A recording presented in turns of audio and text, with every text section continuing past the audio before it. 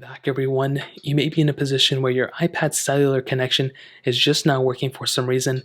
Now this can happen for a couple of different reasons, but the very first thing I would recommend you to do, as always, is to make sure wherever you inputted your SIM card in for your specific phone, and I'm sorry for this light right here, but whenever you put your SIM card inside of your iPad, you want to go ahead and make sure you inputted it correctly. If you have an iPad that doesn't even have a SIM card, if I don't even know how it really works, well, you want to go ahead and make sure you're connected to the solid network that's around you.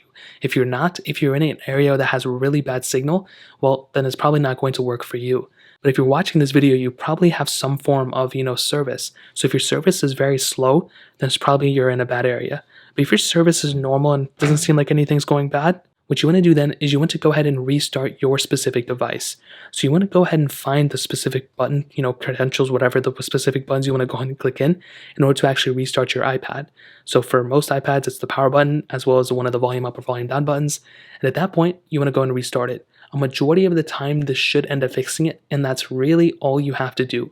To be completely honest, whenever I had an issue like this, all I had to do was restart the buttons, and that normally fixed it for the most part. Now, let's say that does fix it, well, then you're pretty much good to go. If that doesn't fix it, there may also be a random outage in your area, and there may not be any cell connection in the first place.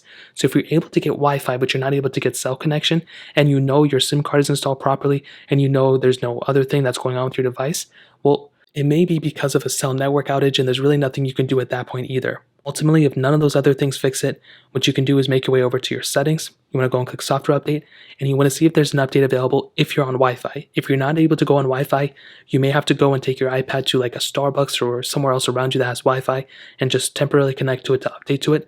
If you do get Wi-Fi but no cell connection, you want to download and install the most recent version of software, and you want to see if that'll fix it for you. I want to say most of the time it'll fix it, and that's really all you have to do. So that's pretty much it. If you guys have any other questions or anything, let me know in the comment section below. Hit the like button, that would mean so much, but definitely hit that subscribe button.